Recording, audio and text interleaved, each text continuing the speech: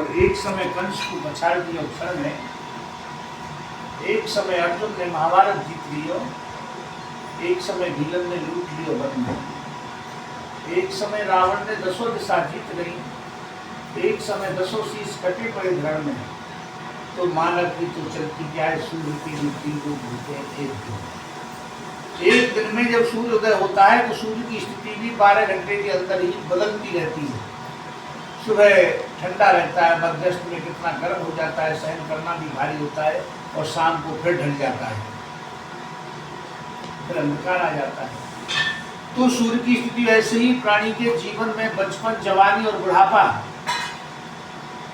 राजू बाबू, वो शरीर तो वही है जिस दिन माँ के उदर से जन्म लिया था, लेकिन अवस्था वो नहीं रही। अवस्था तो बदल करके शिशु रूप में आई, किशोर में आई, तरुण में आई, और फिर बुढ़ापे में चली जाती है। ये कोई सफेदी करने के लिए प्राणी कलर नहीं करता। प्रकृति परमात्मा ने ऐसी बनाई है कि अपने आप की सफेदी आने पर हम महसूस कर लेते हैं कि हम जो वृद्ध अवस्था की तरफ जा रहे हैं। दशरथ को तो एक बाल दिखाई दिया था, अपने एक बाल दिखाई देने से उन्होंने वशिष्ठ मुनि को कहा, बंटी मुनि जी, मेरा वृद्ध अवस्था में प्रवेश होना शुरू हो गया, इसीलिए मैं अब राजपाट नहीं संभाल सकता, क्योंकि राजपाट संभालने के लिए तो शक्ति की जरूरत होती है। अब बुढ़ापे में शक्ति नहीं रहती, इसलिए मैं राजपाट तो भगवान श्री राम को देना चाहता हूँ।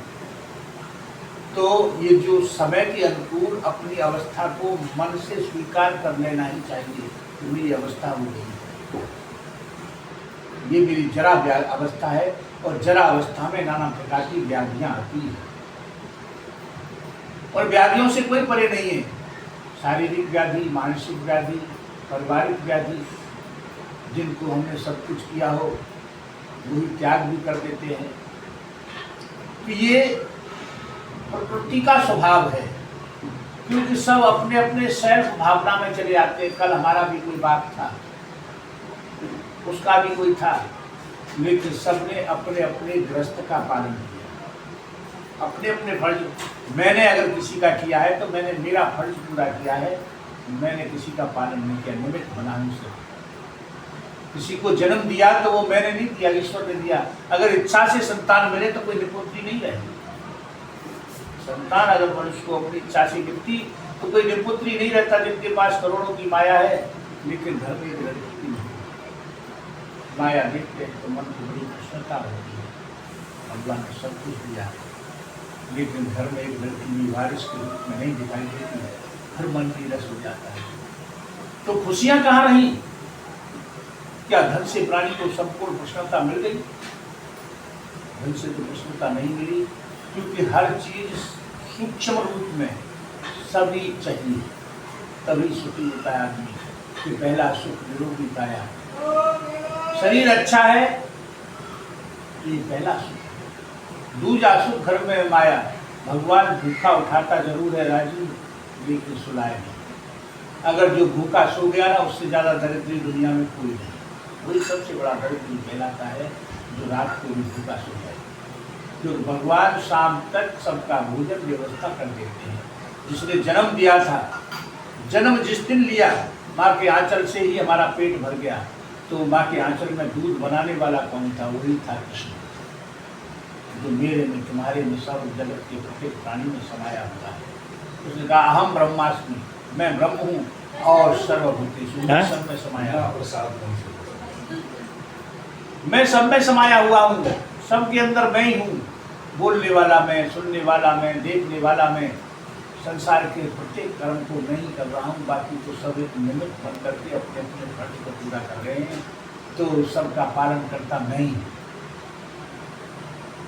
तो अर्जुन को नाना प्रकार से उन्होंने अनेक ज्ञान दिए, कर्म योग, विषाद योग, वैराग्य योग, सांख्य योग, सब कुछ समझाया।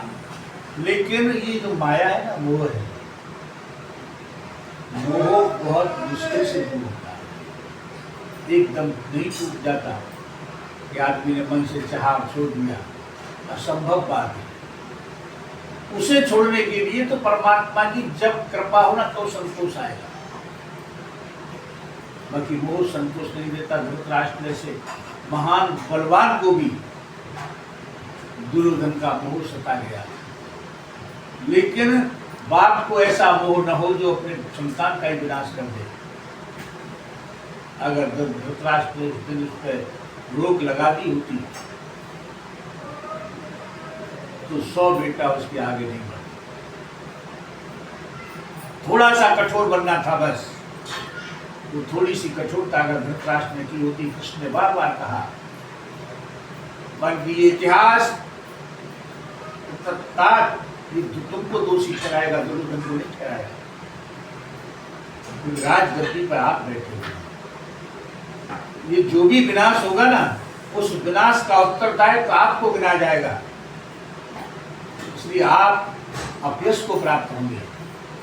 उस दिन दुर्योधन को कोई पूछने नहीं आएगा, ये आपने जो जुआ में दगाबाजी किया, दुर्योधन ने शकुनी ने किया, लेकिन उसके उत्तरदायित्व तुम है। तुम्हारे प्रशासन में हुआ ये दगाबाजी, इसलिए इतिहास तुम्हें दोषी ठहराएगा। तो इतिहास में नाम किसका बिगड़ेगा? हमारा बिगड़ेगा। अगर बच्चा कोई गलत रास्ते चल जाता है तो समाज बात को ही दोषी ठहराती है। क्यों ठहराती है?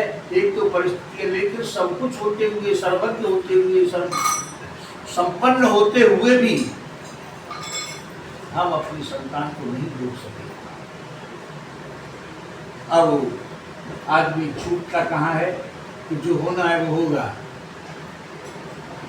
यथार्थ है, जो होना है वही होगा, लेकिन परमात्मा ने बल और बुद्धि भी तुम्हें दिया है। एक पागल व्यक्ति है, उसको तो छोड़ दो, चलो जो करेगा वो करेगा। उसको तो ना बुद्धि है, बल है, वो तो मन के आधार पर कहीं भी भटकता है, कहीं भी बैठता है, कहीं भी खाता है, लेकिन फिर भी जो जिसको विवेक है वो गंदी जगह पर